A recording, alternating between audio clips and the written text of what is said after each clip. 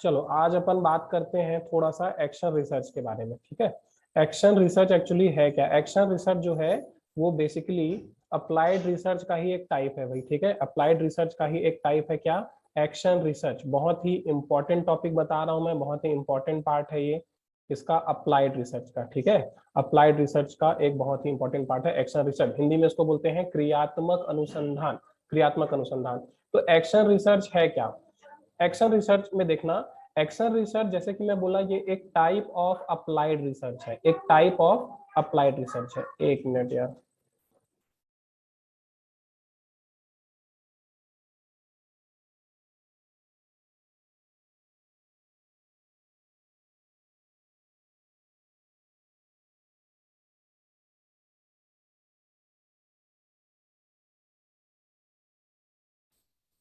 Action research क्या है भाई?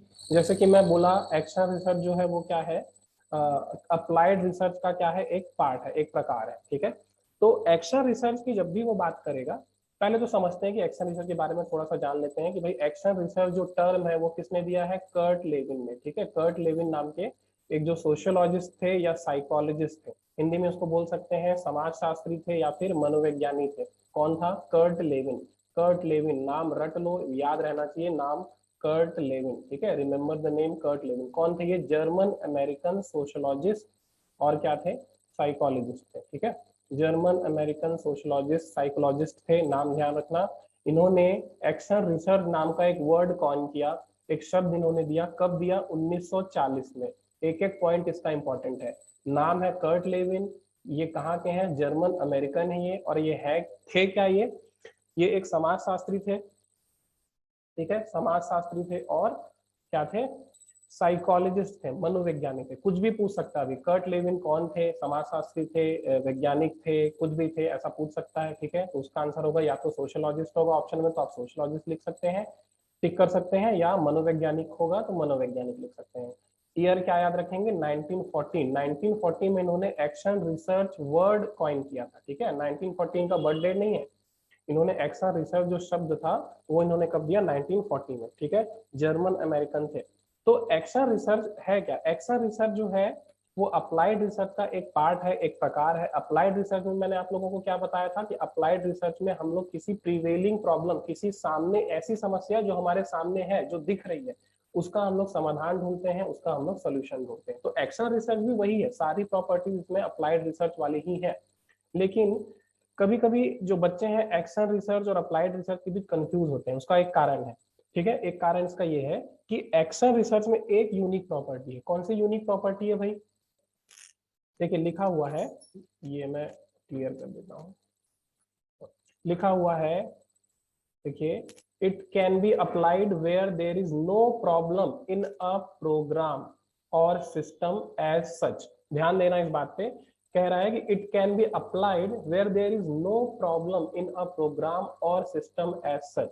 अप्लाइड रिसर्च के बारे में एक चीज हम लोग बार बार पढ़े हैं, आप लोगों को याद भी हो गया होगा अभी तक, कि अप्लाइड रिसर्च में हम लोग क्या करते हैं? हम लोग किसी प्रीवेलिंग प्रॉब्लम का सॉल्यूशन ढूंढते हैं। प्रीवेलिंग प्रॉब्लम का मतलब है कि वो प्रॉब्लम जो दिख रही है हमको, सामने है हमारे, ठीक है, उस प्रॉब्लम का सोल्यूशन ढूंढते हैं अप्लाइड रिसर्च में। और मैंने अभी बोला कि एक्शन रिसर्च जो है वो अप्लाइड रिसर्च का ही एक प्रकार है। और यहाँ कह रहा है कि where there is no problem, problem ही नहीं है।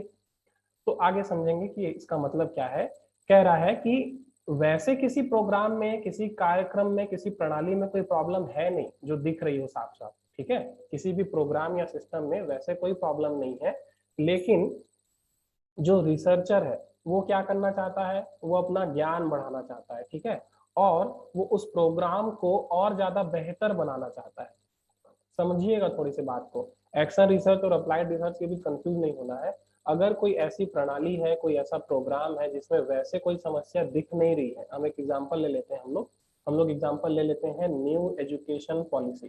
ठीक है, न्यू एजुकेशन पॉलिसी जो है, हम लोग उसका एग्जाम्पल ले लेते हैं। मान लेते हैं कि न्यू एजुकेशन पॉलिसी को अप्लाई कर दिया गया, ठीक है, और बहुत बढ़िया चल रहा है, सब चीज बहुत बढ़िया चल रहा है, कोई प्रॉब्लम ऐसी ऐसा नजर नहीं आ रही है।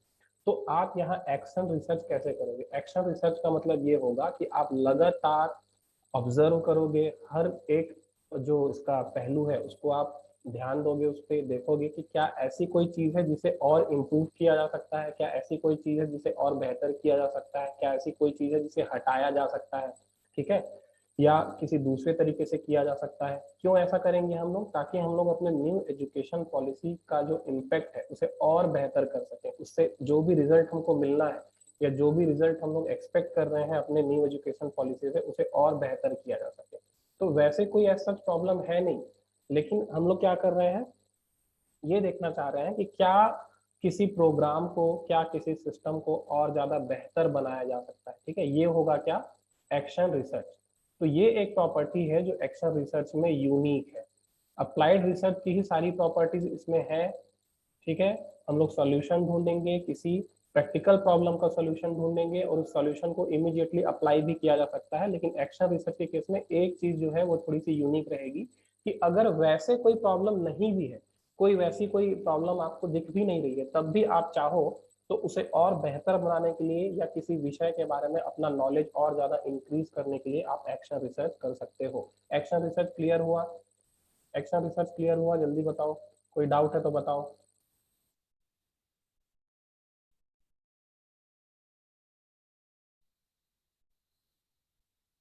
क्लियर है सबको? किसी को कोई प्रॉब्लम?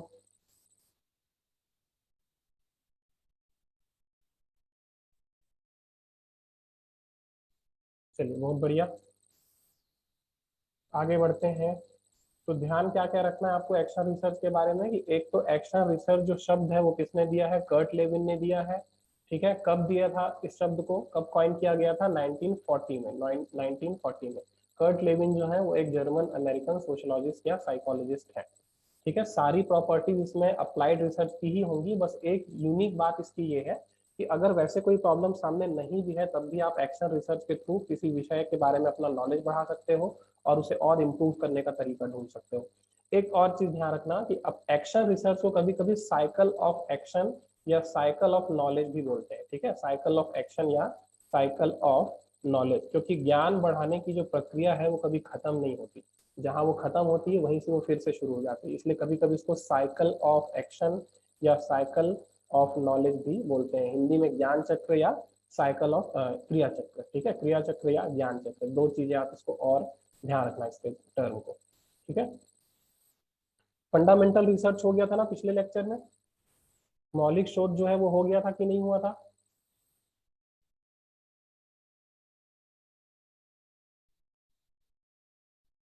हो गया था। चलिए, इसमें कोई प्रॉब्लम, किसी को कोई प्रॉब्लम हो तो बताओ।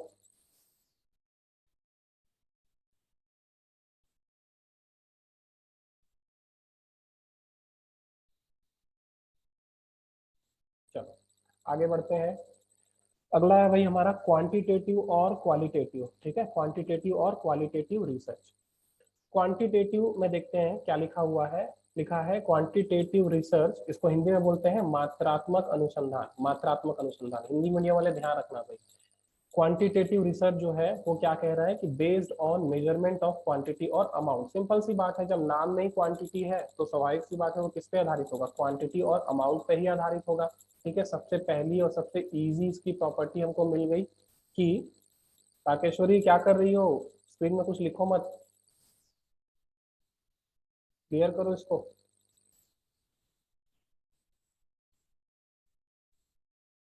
ठीक है।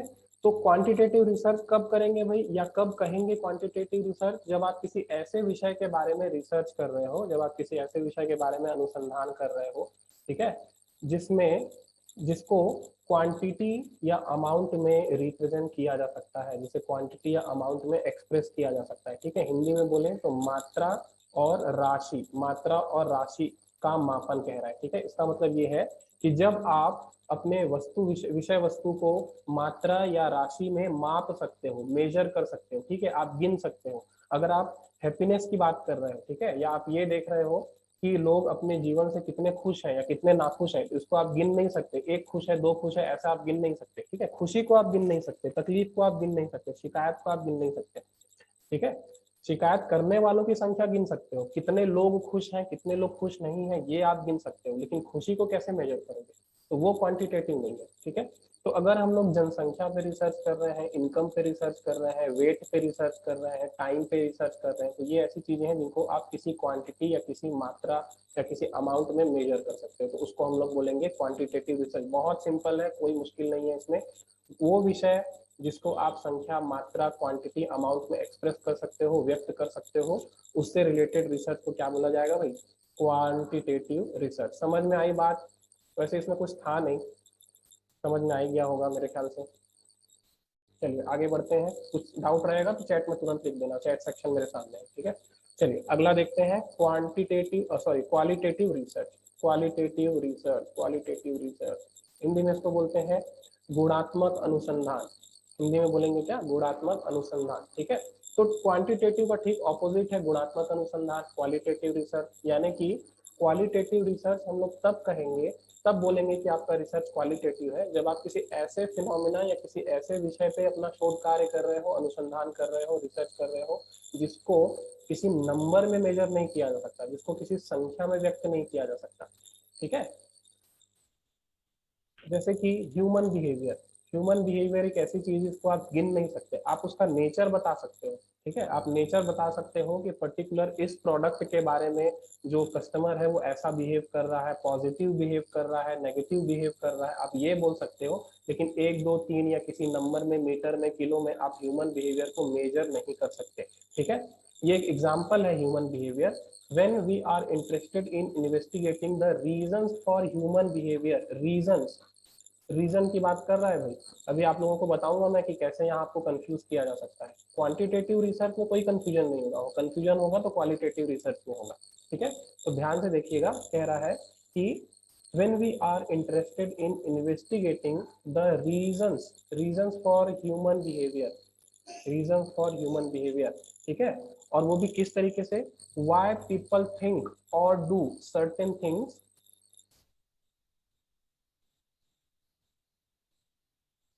why people think or do certain things, ठीक है। यानी कि हिंदी में बोले तो लोग कोई विशेष कार्य क्यों करते हैं या क्यों सोचते हैं, ठीक है। थोड़ा सा इस बात को अच्छे से आप लोग समझिएगा। क्वालिटेटिव रिसर्च में हम लोग क्या करते हैं? हम लोग ये देखते हैं, सबसे पहली बात जो लिखा हुआ है यहाँ पर कि ह्यूमन बिहेवियर को हम लोग स्टडी कर रहे हैं। अब ह्यूमन बिहेवियर में हम लोग स्टडी क्या कर रहे हैं? ह्यूमन बिहेवियर में हम लोग ये स्टडी कर रहे हैं, मानव व्यवहार के बारे में हम लोग ये जानना चाह रहे हैं कि एक व्यक्ति जो है वो किसी विशेष प्रकार से क्यों सोचता है, किसी विशेष प्रकार का कार्य क्यों करता है, उसका कारण, रीजन। किस चीज का रीजन? कि एक व्यक्ति या लोग जो है वो एक विशेष प्रकार की सोच क्यों रखते हैं, विशेष प्रकार से रिएक्ट क्यों करते हैं, विशेष प्रकार का कार्य क्यों करते हैं, ठीक है। फॉर एग्जाम्पल अगर ये देखना है हमको कि जो है सेल्स जो है, सेल्स जो चल रहा है अमेजोन में, फ्लिपकार्ट में जो सेल्स चलता है, उस टाइम पे लोग जो है किस तरीके से बिहेव करते हैं, वो लोग यूजुअली किस टाइप की चीजें ज्यादा खरीदते हैं, या खरीदते भी हैं या नहीं, या जो भी व्यक्ति जिस टाइप की चीजें खरीद रहा है सेल्स के टाइम पे, क्या वो यूजुअली वैसी चीजें खरीदता है, और अगर वो यूजुअली वैसी चीजें नहीं खरीदता तो सेल्स के टाइम पे वो वैसी चीजें क्यों खरीद रहा है। ये एक एग्जांपल दे रहा हूं मैं आप लोगों को, ठीक है। तो परचेज जो है सेल्स के टाइम पे, जो बम्पर सेल, दिवाली सेल जो चलती है उस टाइम पे जो आप लोग परचेस करते हो, ठीक है, वो परचेस आप क्यों कर रहे हो, उस तरीके की परचेजिंग आप लोग क्यों कर रहे हो, ये हम लोग का अगर हम लोग देख रहे हैं, ये जानने की अगर हम लोग कोशिश कर रहे हैं, तो ये क्या होगा? एक क्वालिटेटिव रिसर्च, ठीक है। आप रीजन जानने की कोशिश कर रहे हो, रीजन जानने की कोशिश आप लोग कर रहे हो। समझ में आया क्वालिटेटिव वाला ये पार्ट? क्वालिटेटिव वाला ये पार्ट समझ में आया? चलिए, तो कॉन्सेप्चुअल रिसर्च के बारे में बात करेंगे। कॉन्सेप्चुअल रिसर्च क्या है? कॉन्सेप्चुअल रिसर्च जो है is related to some abstract idea और थ्योरी, ठीक है। कॉन्सेप्चुअल रिसर्च, देखो भाई कॉन्सेप्ट से बना है कॉन्सेप्चुअल, तो कॉन्सेप्चुअल रिसर्च जब हम लोग करेंगे तो ऑब्वियसली हम लोग किसी कॉन्सेप्ट की बात करेंगे। कॉन्सेप्ट का मतलब ये है कि किसी थ्योरी, किसी विचार, ठीक है। जैसे कि यहाँ पर लिखा हुआ है अमूर्त विचार, ठीक है। अमूर्त विचार का मतलब क्या है भाई? अमूर्त विचार का मतलब जो केवल आप सोच सकते हो, ठीक है, जो मटीरियल नहीं है, भौतिक नहीं है। तो कंसेप्चुअल रिसर्च में हम लोग क्या करेंगे? किसी अमूर्त विचार या सिद्धांत के संबंध में कोई अनुसंधान करेंगे या शोध करेंगे। इसीलिए यहाँ लिखा हुआ है it is generally used by philosophers and thinkers, जो दार्शनिक और विचारक होते हैं उनके द्वारा ये रिसर्च किया जाता है। कौन सा? कॉन्सेप्चुअल या वैचारिक रिसर्च। ठीक है, तो वो लोग करते क्यों है भाई? कॉन्सेप्चुअल रिसर्च करते क्यों है? सबसे पहला तो टू डेवलप न्यू कंसेप्ट, नई अवधारणाएं बनाने के लिए, किसी एक विषय को और ज्यादा अच्छे से डिफाइन करने के लिए या उसकी नई परिभाषा बनाने के लिए क्या किया जाता है? कंसेप्चुअल रिसर्च किया जाता है। या फिर टू री इंटरप्रिट एग्जिस्टिंग वन, यानी कि या तो नए अवधारणाएं, नई परिभाषा या कोई नया सिद्धांत बनाने के लिए आप कंसेप्चुअल रिसर्च करोगे, या फिर जो ऑलरेडी एक सिद्धांत आपके पास है, जो ऑलरेडी एक थ्योरी आपके पास है, उसको आप री इंटरप्रिट करने के लिए या उसकी पुनर्व्याख्या करने के लिए, यहाँ मैं लिख दिया हूँ पुनर्व्याख्या करने के लिए आप क्या करते हो? कॉन्सेप्चुअल रिसर्च करते हो। ठीक है, तो दो इसका आपका बेसिक मोटिव है, एक नए थ्योरीज डेवलप करना, नए डेफिनेशंस क्रिएट करना, या फिर दूसरा क्या, जो एग्जिस्टिंग वंस है, यानी कि जो ऑलरेडी थ्योरी आपके सामने है, जो ऑलरेडी सिद्धांत आपके सामने है, उसे क्या करना? री इंटरप्रेट करना, री इंटरप्रेट करना। ठीक है, हिंदी में बोले तो पुनर्व्याख्या करना। लेकिन अगर अपन एम्पिरिकल रिसर्च की बात करें तो एम्पिरिकल रिसर्च जो है वो इसका ठीक ऑपोजिट है भाई। ठीक है, इसमें एक जो बहुत इंपॉर्टेंट लाइन लिखी हुई है वो है relies on experience and observation alone, relies on experience और ऑब्जर्वेशन अलोन। जो कंसेप्चुअल रिसर्च है उसके साथ एक प्रॉब्लम ये है कि ये वैचारिक है। ठीक है, इमेजिनरी है, आप केवल इस चीज को सोचते हो, आप इस चीज को अनुभव नहीं कर सकते या प्रैक्टिकली देख नहीं सकते, एक्सपीरियंस नहीं कर सकते। और जो एम्पिरिकल रिसर्च होगा, इसको हम लोग हिंदी में क्या बोल रहे हैं? अनुभव सिद्ध, अनुभव सिद्ध अनुसंधान। ये जो एम्पिरिकल रिसर्च है ये सिर्फ और सिर्फ किस पे डिपेंड करता है? सिर्फ और सिर्फ किस पे भरोसा करता है? एक्सपीरियंस और ऑब्जर्वेशन पे। ठीक है, हिंदी में बोले तो अनुभव या आपके अवलोकन पे, यानी कि आप जो अनुभव करोगे, जो एक्सपीरियंस करोगे या जो आप ऑब्जर्व कर पाओगे, केवल उन्हीं पे ये क्या होता है? निर्भर करता है। कौन सा? Empirical research. तो एक तो आप लोगों को ये ध्यान में रखना है कि जो एम्पिरिकल रिसर्च है वो सिर्फ और सिर्फ किस पे निर्भर करता है? सिर्फ किस पे भरोसा करता है?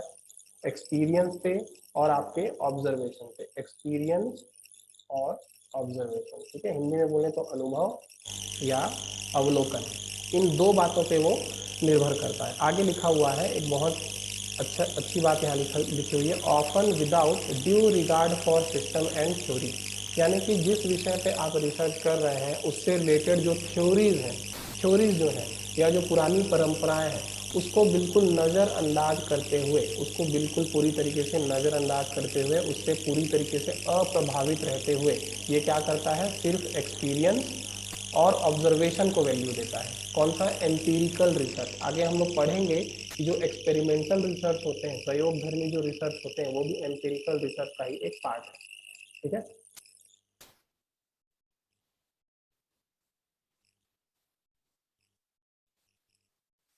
वीडियो खराब नहीं होगा विकास, आप लोगों को आवाज शायद ठीक नहीं जा रही होगी लेकिन रिकॉर्डिंग बिल्कुल सही होती है। मौसम थोड़ा सा खराब है तो आवाज ठीक से नहीं आएगी।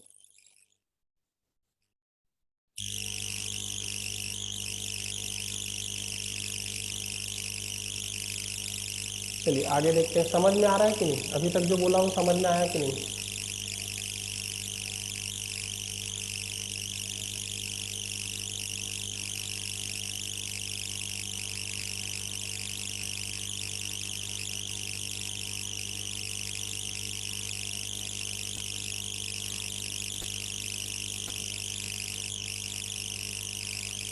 सबको समझ में आया अभी तक का? एम्पिरिकल रिसर्च, कंसेप्चुअल रिसर्च समझ में आया?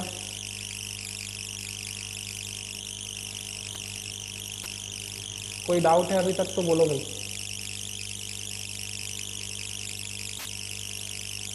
चलिए आगे देखते हैं। कह रहा है कि जो एम्पेरिकल रिसर्च है वो क्या है? डेटा बेस्ड रिसर्च है भाई। डेटा बेस्ड रिसर्च कीवर्ड आपको मिल गया कि ये एक डेटा बेस्ड रिसर्च है। ठीक है, आंकड़ों पे आधारित अनुसंधान है। एम्पेरिकल रिसर्च जो है वो पूरी तरीके से किस पे निर्भर करता है? डेटा पे। ठीक है, क्यों डेटा? क्या करना क्या है इसमें? Coming up with conclusion which are capable of being verified, which are capable of being verified by observation और experiment।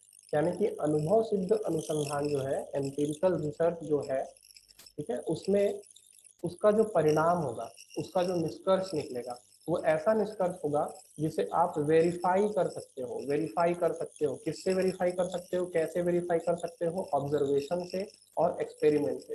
सपोज मैं एक एम्पिरिकल रिसर्च करता हूँ और एक मैं निष्कर्ष निकालता हूँ, और वो मैं सबको बताता हूँ कि भाई मैंने जो रिसर्च किया उसका ये निष्कर्ष निकला। तो अगर आप चाहें तो उस निष्कर्ष को वेरीफाई कर सकते हैं, ठीक है, उससे सत्यापित कर सकते हैं, किसकी मदद से?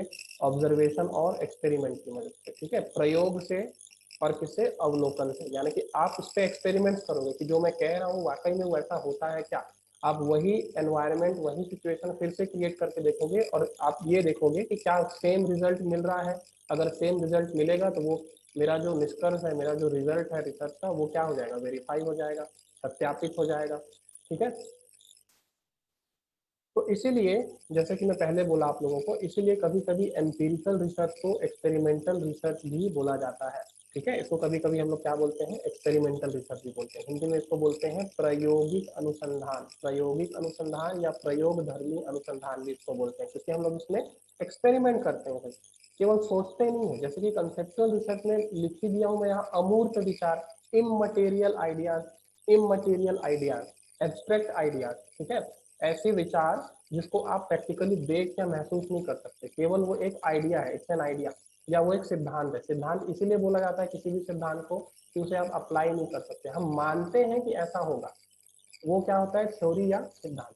लेकिन एम्पिरिकल रिसर्च में क्या हो गया? चीजें रियल होंगी, वेरीफाइबल होंगी, ठीक है, आप उसे सत्यापित कर सकते हैं, उस पर एक्सपेरिमेंट कर सकते हैं, उसे ऑब्जर्व कर सकते हैं। और इसीलिए इसको क्या बोला जाता है कभी कभी? एम्पिरिकल, सॉरी, एक्सपेरिमेंटल रिसर्च, प्रायोगिक अनुसंधान, ठीक है। अच्छा, आगे यहाँ एक बात लिखी हुई है कि इन सच अ रिसर्च, यानी कि इस तरीके का जो रिसर्च होता है, एम्पिरिकल, अनुभव सिद्ध या एक्सपेरिमेंटल रिसर्च जो है, उसमें क्या बातें जरूरी होती हैं, क्या जरूरी होता है? It is necessary to get at facts first hand, to get at facts first hand. जब हम लोग टाइप्स ऑफ डेटा पढ़ेंगे, आंकड़ों के प्रकार पढ़ेंगे, तो उसमें हम लोग प्राथमिक डेटा, सॉरी, प्राथमिक आंकड़े, प्राइमरी डेटा, और पढ़ेंगे सेकेंडरी डेटा, द्वितीयक आंकड़े, ठीक है। तो जो प्राथमिक आंकड़े होते हैं, उसका मतलब होता है कि आप खुद वो डेटा निकालते हो कहीं से, लोगों से पूछ के, एक्सपेरिमेंट करके आप नोट करते हो, यानी कि आप फर्स्ट हैंड डेटा खुद क्या कहना चाहिए, ऑब्टेन करते हो, ठीक है। आप खुद नए आंकड़े जो है वो बनाते हो, एक्सपेरिमेंट करके या वर्क करके।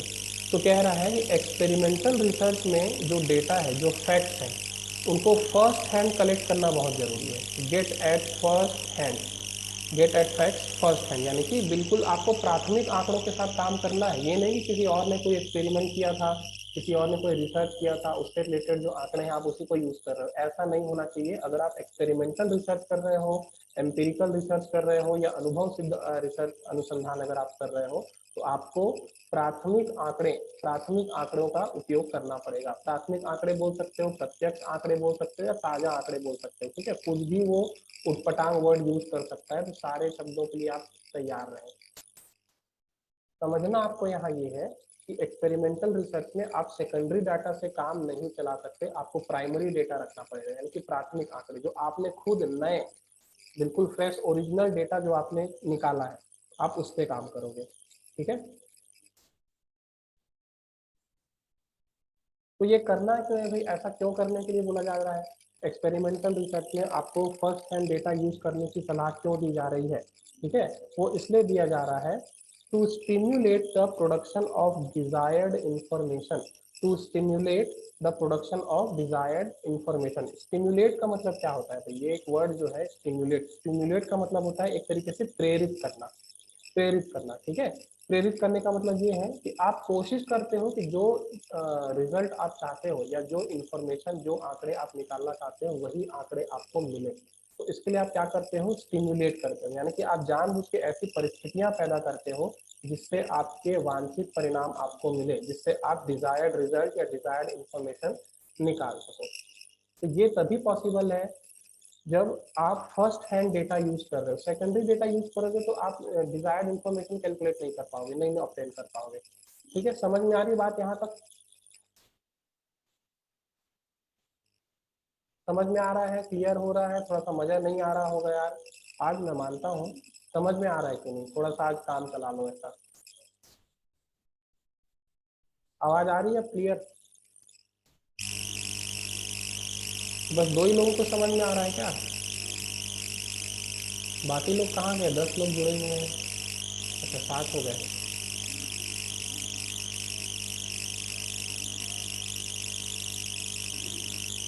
चलिए आगे बढ़ते हैं भाई।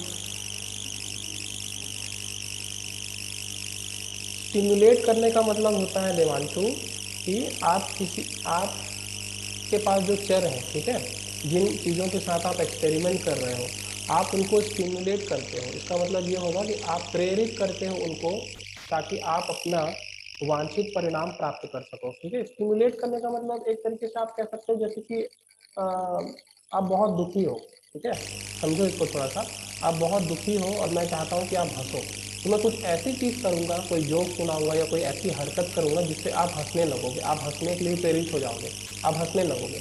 तो वो उस टाइम पे मैं क्या कर रहा हूँ, मैं आपको स्टिमुलेट कर रहा हूँ ताकि आप हंसें। आप बुरा फील कर रहे हो तो आपको अच्छा फील करवाने के लिए मैं कुछ आपको खाने के लिए दे रहा हूँ, या आपको कहीं घुमाने के लिए लेके जा रहा हूँ, या आपको कुछ अच्छी चीज़ें दिखा रहा हूँ।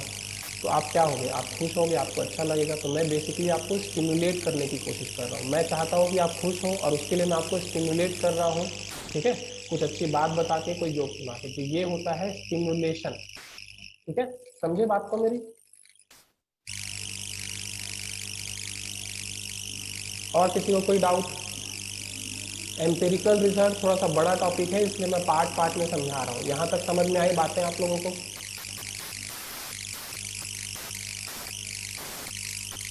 सबको समझ में आया?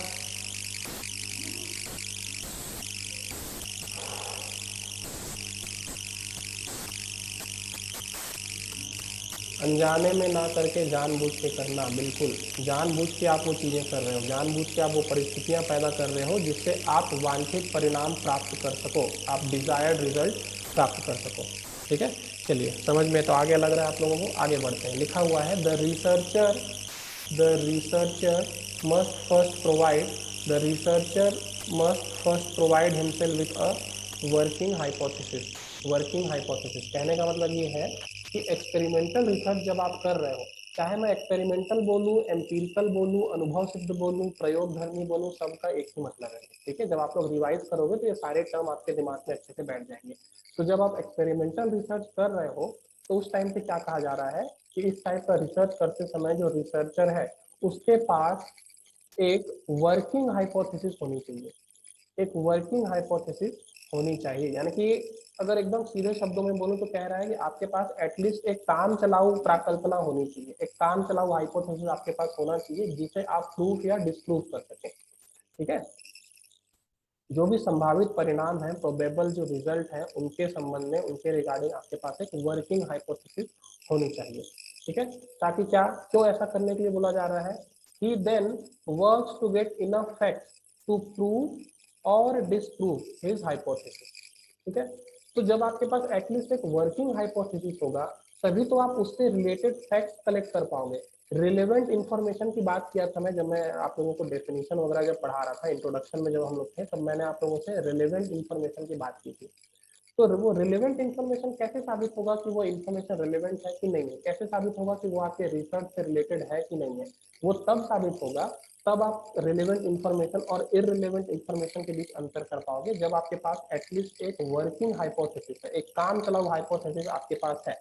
तभी तो आप मैच करोगे ना कि ये जो इन्फॉर्मेशन है ये आपके हाइपोथेसिस को प्रूफ या डिस्प्रूव करने के काम आ सकती है, उसको सही या गलत साबित करने के काम आ सकती है। ठीक है, तो हाइपोथेसिस, वर्किंग हाइपोथेसिस होनी चाहिए रिसर्चर के पास। ऐसा इसलिए बोला जा रहा है ताकि to get enough fact to prove और डिसप्रूव हिज हाइपोथेसिस। तो इसलिए वर्किंग हाइपोथेसिस आपके पास होना चाहिए ताकि आप उसी हाइपोथेसिस को प्रूफ या डिसप्रूव करने के लिए डेटा या फैक्ट इकट्ठा कर सकें। समझ में आई बात ये वाली? प्राकल्पना को सत्य या असत्य सिद्ध करने का प्रयास करता है। ठीक है, तो जब जिसके पास एक हाइपोथेसिस होगी तभी तो वो प्रूफ या डिस्प्रूव करेगा। कोई हाइपोथेसिस ही नहीं होगी तो वो किसको प्रूफ या डिस्प्रूव करेगा? ठीक है, तो इसलिए बोला जा रहा है कि एक्सपेरिमेंटल रिसर्च के केस में जो रिसर्चर है उसके पास एक वर्किंग हाइपोथेसिस, काम चलाऊ प्राकल्पना या हाइपोथेसिस होनी चाहिए। ठीक है, एक और बात यहाँ जो आपको ध्यान रखना है वो ये है, experimental control over the variable. ये आपको ध्यान में रखना है भाई। हिंदी में तो क्या बोल सकते हैं, शोधकर्ता का चरों पर नियंत्रण।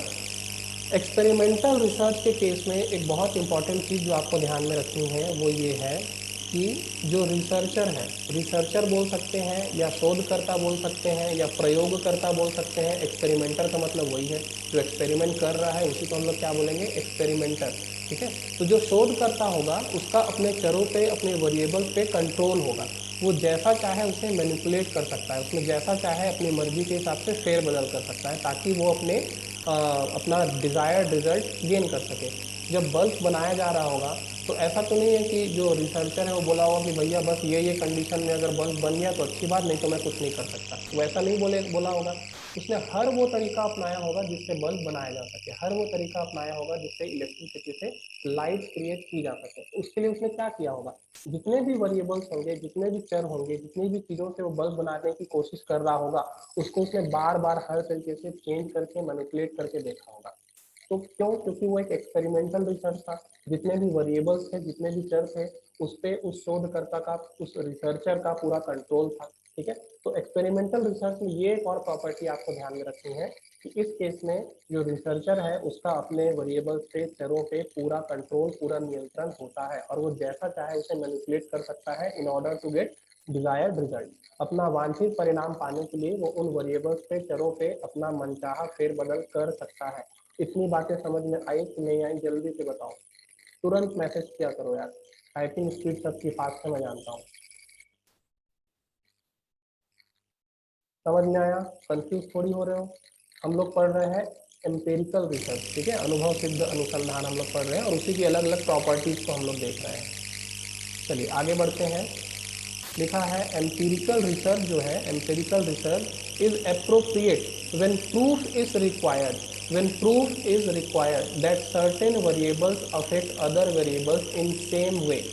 ठीक है, ये एक और बहुत अच्छी बात आपको ध्यान में रखनी है जो आपकी बहुत मदद कर सकता है एग्जाम में, कि एम्पेरिकल रिसर्च जो है तब ज़्यादा सही माना जाता है जब आपके पास कोई प्रूफ हो या जब प्रूफ की ज़रूरत पड़े। क्यों ज़रूरत पड़नी चाहिए प्रूफ की, क्योंकि आप ये देखना चाहते हो कि एक वेरिएबल, एक सर्टेन केस में एक वेरिएबल या एक चर जो है वो एक खास परिस्थिति में बिल्कुल एक जैसा परिणाम देता है। ठीक है, जब इस तरीके की बातें आप किसी प्रूफ से वेरीफाई कर सको, जब इस तरीके की बातें आप किसी प्रूफ से वेरीफाई कर सको, किसी साक्ष्य के माध्यम से, किसी साक्ष्य की सहायता से, जब आप ये साबित कर सको कि ये चर जो है, ये वेरिएबल जो है वो इस खास परिस्थितियों में बिल्कुल ऐसा ही रिजल्ट देंगे, जब ऐसा आप प्रूफ के साथ कह सको, तब उसको, तब वहां पर हमको एम्पिरिकल रिसर्च यूज करना चाहिए। ठीक है, तब हमें वहाँ एम्पेरिकल रिसर्च की प्रॉपर्टीज को यूज करना चाहिए। सीधे शब्दों में बोलूँ तो एम्पेरिकल रिसर्च तब बोला जाएगा आपके रिसर्च को जब आप अपने वेरिएबल्स के रिजल्ट को एक प्रूफ से, वेरिएबल्स का जो बिहेवियर है, अपने चरों का जो व्यवहार है, उसे आप एक प्रूफ के माध्यम से दिखा सके, आप प्रूफ कर सके कि हाँ भाई इन परिस्थितियों में आपका ये वेरिएबल जो है वो ऐसा ही रिजल्ट देगा। ठीक है, समझ में आई बात मेरी आप लोगों को, समझ में आ रहा है यहाँ तक, समझ में आया, समझ में आया, जल्दी बोला करो, जल्दी बोला करो। ठीक है, लास्ट एक बात जो एम्पिरिकल रिसर्च के बारे में बोली जा रही है, और ये जो स्टेटमेंट है पूरा, ये स्टेटमेंट आपको ट्रू फॉल्स के केस में, ठीक है, चाहे तो असर्शन रीजन के केस में, कथन और एक क्या बोलते हैं उसको, तर्क, कथन और तर्क के फॉर्म में आपको दिया जा सकता है, पूछा जा सकता है। तो इस सेंटेंस को ना सिर्फ आप लोगों को समझना है बल्कि आप लोगों को रट के चलना है इस सेंटेंस को। क्या स्टेटमेंट है भाई, evidence gathered through, evidences gathered through experiments or empirical studies is today considered to be the most powerful support possible for a given hypothesis। Hindi में एक बार पढ़ते हैं फिर मैं एक्सप्लेन करता हूँ। प्रयोग द्वारा प्राप्त साक्ष्य किसी दिए गए प्राकल्पना के पक्ष में सबसे मजबूत तर्क माना जाता है। ठीक है, evidence gathered through experiments or empirical studies is today considered to be the most powerful support possible for a given hypothesis। इसका सीधा सा मतलब ये है कि किसी भी हाइपोथेसिस के पक्ष या विपक्ष में, ठीक है। आपने एक हाइपोथेसिस बनाया, आपने एक कल्पना स्थापित की, अब आपका काम क्या है, उसी हाइपोथेसिस को प्रूव या डिस्प्रूव करना, ठीक है। तो यहाँ ये बोला जा रहा है कि किसी भी हाइपोथेसिस को प्रूव या डिस्प्रूव करने के लिए जो सबसे मजबूत तर्क दिया जा सकता है, जो सबसे मजबूत प्रूफ किया जा सकता है, ठीक है, वो कौन सा माना जाता है, वो उस प्रूफ को माना जाएगा जो एम्पिरिकल रिसर्च या एक्सपेरिमेंटल रिसर्च के माध्यम से आपने बनाया है, ठीक है। यानी कि वो साक्ष्य, वो प्रूफ जो आप कहाँ से गेन किए हो, एम्पिरिकल रिसर्च के थ्रू गेन किए हो, एक्सपेरिमेंटल रिसर्च के थ्रू आपने गेन किया है। ऐसे प्रूफ को किसी भी हाइपोथेसिस को प्रूफ या डिस्प्रूव करने के लिए सबसे मजबूत तर्क माना जाता है। अभी भी समझ में नहीं आया तो इसको कुछ इस तरीके से समझ लीजिए कि आप एक हाइपोथेसिस बनाते हैं रिसर्च में, फिर आप उस हाइपोथेसिस को प्रूफ या डिस्प्रूव करते हैं। तो आपसे ये पूछा जाता है कि भाई आप क्या तर्क देंगे अपने हाइपोथेसिस को प्रूफ या डिस्प्रूव करने के लिए, आप क्या कारण देंगे, क्या आप लॉजिक देंगे अपने हाइपोथेसिस के फेवर में या अगेंस्ट में। तो आप बोलोगे कि सर ये प्रूफ है, ठीक है, ये लॉजिक या ये तर्क जो है मैं अपने हाइपोथेसिस को प्रूफ या डिस्प्रूव करने के लिए दे सकता हूँ या दे सकती हूँ। तो ये देखा जाएगा कि वो प्रूफ आप कहाँ से लेके आए हो। अब बस ऑब्जर्व किए, बस सोचे, मेडिटेशन किए, उससे आपको पता चल गया, या आपने प्रॉपर रिसर्च किया, प्रॉपर आपने एक्सपेरिमेंट किया, बार बार आपने एक्सपेरिमेंट किया। तो अगर वो तर्क, वो लॉजिक जो आप अपने हाइपोथेसिस के फेवर में या अगेंस्ट में दे रहे हो, अगर वो लॉजिक, वो तर्क या वो प्रूफ जो है आप एक्सपेरिमेंट के थ्रू आपने गेन किया है, आपको वो प्रूफ एक्सपेरिमेंट के थ्रू मिला है, तो वो सबसे मजबूत माना जाता है, ठीक है। समझ में आई मेरी बात, समझ में आई मेरी ये वाली बात, आया भाई समझ में जो मैं कह रहा हूँ, ठीक है। तो आपको ध्यान रखना है कि जो भी प्रूफ आप दे रहे हो अपने हाइपोथेसिस को प्रूफ या डिस्प्रूव करने के लिए, प्रूव या डिस्प्रूव करने के लिए, अगर वो प्रूफ एक्सपेरिमेंट स्टडी के थ्रू आया है, एम्पेरिकल स्टडी के थ्रू आया है, ठीक है, तो वो प्रूफ सबसे मजबूत माना जाएगा, उसका कोई काट नहीं है, ठीक है। सीधा सा कहने का मतलब ये है।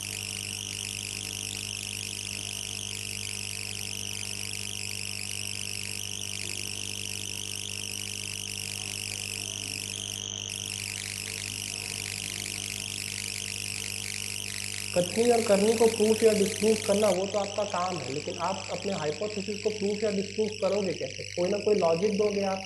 अगर आप अपने हाइपोथेसिस को डिस्प्रूव कर रहे हो, इसका मतलब आप एक ऐसा लॉजिक दे रहे हो जो आपके हाइपोथेसिस के अगेंस्ट है, उसके विरोध में। तो उस लॉजिक को चेक किया जाएगा कि वो लॉजिक आप कहाँ से लेके आ रहे हो, कहीं पढ़ के आ गए बस ऐसे ही, किसी ने बोल दिया इसलिए आप वो लॉजिक दे रहे हो, या आपने प्रॉपर एक्सपेरिमेंट किया है, प्रयोग किया बार बार, और वहां से आप वो लॉजिक लेके आ रहे हो, तो वो लॉजिक सबसे स्ट्रांग माना जाएगा, ठीक है।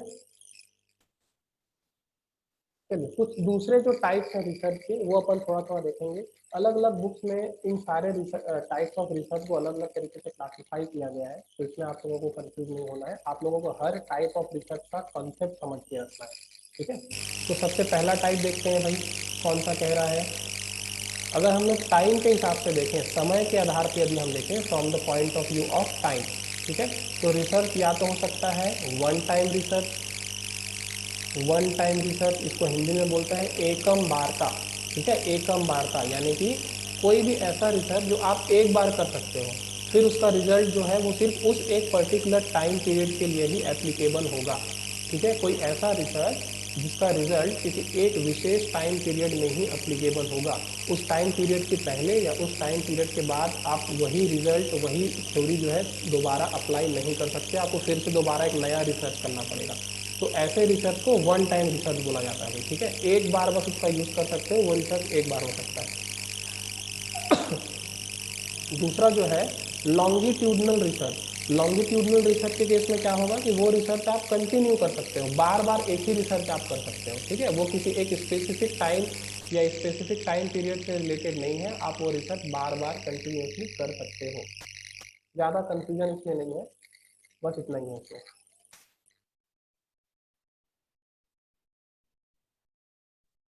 एक और जो टाइप है वो है field setting research. Field setting research यानी कि कार्य क्षेत्र अनुसंधान।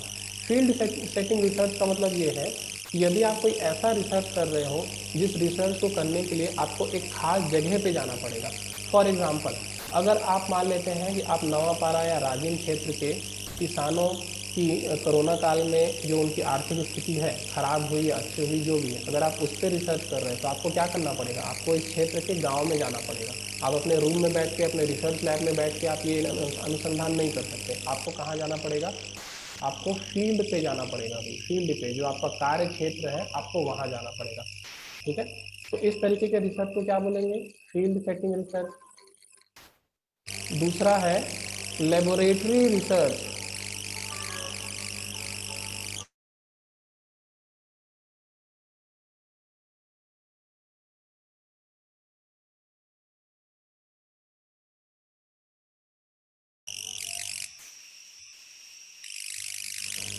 इसका अपोजिट क्या होगा भाई, लेबोरेटरी रिसर्च। ठीक है, या प्रयोगशाला अनुसंधान। प्रयोगशाला अनुसंधान का मतलब ये ऐसा रिसर्च जो आप किसी लैब में रह के कर सकते हो। आपको किसी जगह पे जाने की जरूरत नहीं है, किसी फील्ड पे जाने की जरूरत नहीं है, आप अपने लैब में रह के वो रिसर्च कर सकते हो। यूजुअली जो साइंटिफिक रिसर्च होते हैं वो लेबोरेटरी रिसर्च होता है। ठीक है, क्योंकि साइंटिफिक रिसर्च यूजुअली एक लैब में रह के आप कर सकते हो, सारी फैसिलिटीज आपको वहीं दे दी जाती है, तो आप वहीं सारे वेरिएबल्स को यूज करते हो, मैनिपुलेट करते हो और एक रिजल्ट निकालते हो।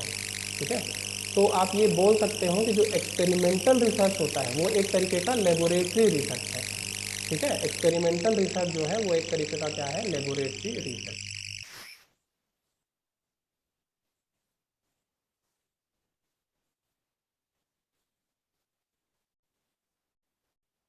वॉइस की प्रॉब्लम आज रहेगी, नेटवर्क वीक है, पानी गिरा है, बार बार एक ही बात मत बोलो। रिकॉर्डेड वीडियो देख के क्लियर कर लेना।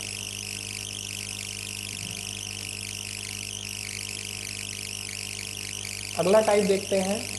इसका इसकी चर्चा मैं पहले भी थोड़ा सा किया था, डायग्नोस्टिक रिसर्च या नैदानिक रिसर्च का।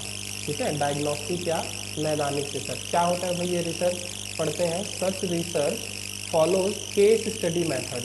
सच research follows case study research. अच्छा, अगर जो लोग रिवाइज किए हैं वो लोग एक क्वेश्चन का जवाब दो, जो नैदानिक अनुसंधान है, डायग्नोस्टिक रिसर्च जो है वो पहले मैं किस टाइप में पढ़ाया हूँ, कौन से टाइप ऑफ रिसर्च में मैं इसका डिस्कशन किया था, इसकी चर्चा किया था। जो लोग रिवाइज किए होंगे उनको याद होगा। नहीं, कौन से टाइप में, कौन से टाइप ऑफ रिसर्च में मैं इसके बारे में चर्चा किया था। चलो देख लेना एक बार, आपको याद आ जाएगा। देखते हैं भाई, नैदानिक रिसर्च जो है उसमें हम लोग केस स्टडी मेथड अपनाते हैं। केस स्टडी मेथड बेसिकली जो नैदानिक रिसर्च है, जो डायग्नोस्टिक रिसर्च है, वो डिस्क्रिप्टिव रिसर्च का एक पार्ट है। डिस्क्रिप्टिव रिसर्च जब मैं आप लोगों को बता रहा था तब मैंने डायग्नोस्टिक रिसर्च की चर्चा की थी। तो इस टाइप का जो रिसर्च होगा उसमें हम लोग केस स्टडी मेथड अपनाएंगे भाई। केस स्टडी मेथड या फिर in depth interview, in depth interview, गहन साक्षात्कार की टेक्निक हम लोग इसमें अपनाएंगे। किसमें, डायग्नोस्टिक रिसर्च में। तो डायग्नोस्टिक रिसर्च में हम लोग करते क्या है भाई, डायग्नोस्टिक रिसर्च में हम लोग एक केस लेते हैं। अब केस स्टडी का मतलब होता क्या है, कोई एक केस आपके सामने है, हर्षद मेहता स्कैम, ये एक केस है आपका। आप क्या करोगे, उस केस से रिलेटेड सारे इन्फॉर्मेशन निकालोगे और उसकी आप स्टडी करोगे। तो एक तरीके का क्या है, ये डिस्क्रिप्टिव रिसर्च है। डिस्क्रिप्टिव रिसर्च के टाइम पे मैंने आप लोगों को बताया था कि आप जो वेरिएबल्स हैं उसको आप मैनिपुलेट नहीं कर सकते, जो चीज़ें जैसी हैं आपको वैसे ही डिस्क्राइब करना है, वैसा ही वर्णन करना है। तो डायग्नोस्टिक रिसर्च में भी हम लोग वही कर रहे हैं। हम लोग एक केस ले रहे हैं, उस केस की डीप स्टडी हम लोग कर रहे हैं। ठीक है, और फिर हम लोग क्या कर रहे हैं, उसके बारे में कॉज और रिलेशनशिप के बारे में हम लोग बता रहे हैं कि वो चीज़ें क्यों हुई, क्या उसका सोल्यूशन हो सकता था, क्या उसका सोल्यूशन हो सकता है। ये सारी चीज़ें हम लोग किसमें बताते हैं, नैदानिक अनुसंधान या डायग्नोस्टिक रिसर्च में। समझ में आया, याद आया आप लोगों को। डिस्क्रिप्टिव रिसर्च के टाइम पे मैं इसकी चर्चा थोड़ी सी किया था।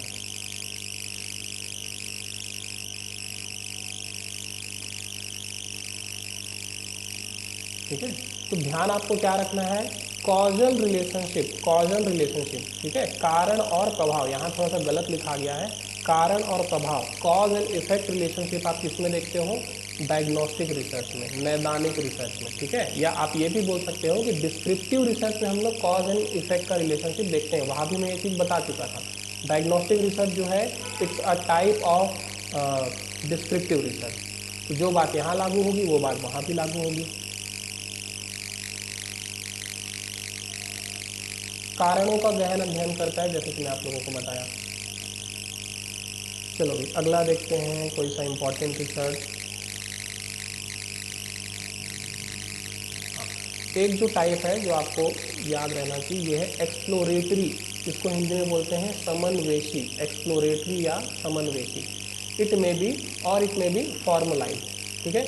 या तो समन्वेशी हो सकता है, एक्सप्लोरेटरी हो सकता है, या फिर फॉर्मल रिसर्च हो सकता है, फॉर्मलाइज्ड रिसर्च हो सकता है। एक्सप्लोरेटरी को हिंदी में बोलते हैं समन्वेशी, फॉर्मलाइज को बोलेंगे संरचित, संरचित। देखते हैं भाई क्या है।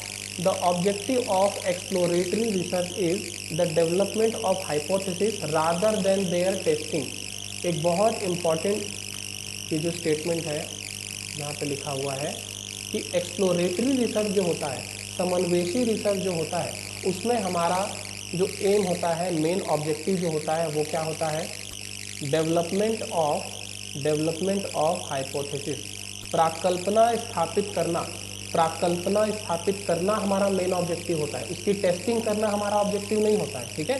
ध्यान रखिएगा, एक्सप्लोरेटरी या समन्वेशी अनुसंधान में हमारा मेन ऑब्जेक्टिव क्या होता है, development of hypothesis, development of hypothesis. उसको टेस्ट करना हमारा ऑब्जेक्टिव नहीं होता। ऑब्जेक्टिव क्या होता है हमारा main objective, development of hypothesis, प्राकल्पना की स्थापित करना, ना कि सत्यापित करना, ना कि सत्यापित करना। ऐसा नहीं है कि उसको सत्यापित नहीं करना है, लेकिन आपका मेन ऑब्जेक्टिव है हाइपोथेसिस क्रिएट करना। आपके पास हाइपोथेसिस ही नहीं है, आपको कुछ आइडिया ही नहीं है कि क्या हो सकता है या क्या नहीं हो सकता, तो आपका मेन ऑब्जेक्टिव है कि आप एक हाइपोथेसिस क्रिएट करें, आप एक बेसिक अजम्पशन लेके चल सकें, ठीक है।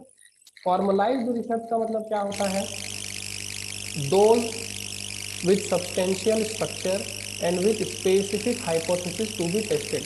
संरचित या फॉर्मलाइज्ड रिसर्च वो होगा जहां आपके पास एक स्पेसिफिक हाइपोथेसिस है, आप शुरू से ही एक विशेष प्राकल्पना लेके चल रहे हो और उसी को टेस्ट करना, उसी को प्रूफ या डिस्प्रूव करना आपका मेन ऑब्जेक्टिव है। तो आपको ध्यान क्या रखना है भाई, एक्सप्लोरेटरी और फॉर्मलाइज में, समन्वेशी या असंरचित संरचित में, कि एक्सप्लोरेटरी रिसर्च जो होगा उसमें आपका जो मेन ऑब्जेक्टिव होगा वो क्या होगा, हाइपोथेसिस इस्टेब्लिश करना। और जो संरचित अनुसंधान है, ठीक है, जो फॉर्मलाइज्ड रिसर्च है, उसमें होगा एक स्पेसिफिक हाइपोथेसिस को टेस्ट करना, उसे प्रूव या डिस्प्रूव करना। यहाँ लिखा है हिस्टोरिकल रिसर्च। हिस्टोरिकल रिसर्च जो है वो एक टाइप का डिस्क्रिप्टिव रिसर्च है, कोई चीज़ इसमें अलग नहीं है, सेम वही है। जो डिस्क्रिप्टिव रिसर्च की प्रॉपर्टीज हैं वही हिस्टोरिकल रिसर्च की प्रॉपर्टी है। जो चीज़ें हो चुकी हैं ऑलरेडी, जो घटना घट चुकी है, आप उसके बारे में उसके कारणों को पता करते हैं, ठीक है। उसके बाद है कंक्लूजन ओरिएंटेड रिसर्च, निष्कर्ष उन्मुखी। निष्कर्ष उन्मुखी में क्या होगा भाई, while doing conclusion oriented research या निष्कर्ष उन्मुखी रिसर्च करते समय क्या होगा, a researcher is free to pick up problem. एक जो अनुसंधान करता है, जो शोध करता है, वो अपनी इच्छा से प्रॉब्लम सेलेक्ट कर सकता है, ठीक है। जैसा चाहे वो एक अपनी इच्छा से प्रॉब्लम सेलेक्ट कर सकता है कि इतनी सारी समस्याएं जो हैं या इतने सारे क्वेश्चन जो हैं उसमें से इस एक क्वेश्चन का सलूशन मैं ढूंढूंगा, ठीक है। लेकिन जो निर्णयन उन्मुखी अनुसंधान होते हैं, निर्णयन उन्मुखी अनुसंधान, उसमें रिसर्च क्या करता है, जो व्यक्ति उससे रिसर्च करवा रहा है, ठीक है, जिसको हम लोग बोलते हैं डिसीजन मेकर। डिसीजन मेकर, जो व्यक्ति उसे रिसर्च करवा रहा है, ठीक है, जो डिसीजन मेकर है, वो जिस प्रॉब्लम का सोल्यूशन चाहता है वो केवल उसी प्रॉब्लम का सोल्यूशन ढूंढेगा, वो अपनी इच्छा से कोई भी टॉपिक चूज नहीं कर सकता, ठीक है। तो ये किसमें होगा, निर्णय उन्मुखी में। डिसीजन ओरिएंटेड रिसर्च जो होगा उसमें क्या होगा, रिसर्च फ्री नहीं है भाई, उसको एकदम फ्रीडम नहीं है। वो क्या करेगा, वो अपने बॉस के, जिसको हम लोग डिसीजन मेकर बोलेंगे, वो उसके इच्छा के अनुसार, उसके आवश्यकता के अनुसार, उसके नीड के अकॉर्डिंग वो क्या करेगा, रिसर्च करेगा, ठीक है। तो ये हुआ आपका निर्णयन और निष्कर्ष उन्मुखी अनुसंधान। समझ में आई बात, जल्दी बोलो, टाइम हमारे पास कंप्लीट होने वाला है, 1.5 मिनट का सिर्फ टाइम बचा है। कोई डाउट है तो बताओ।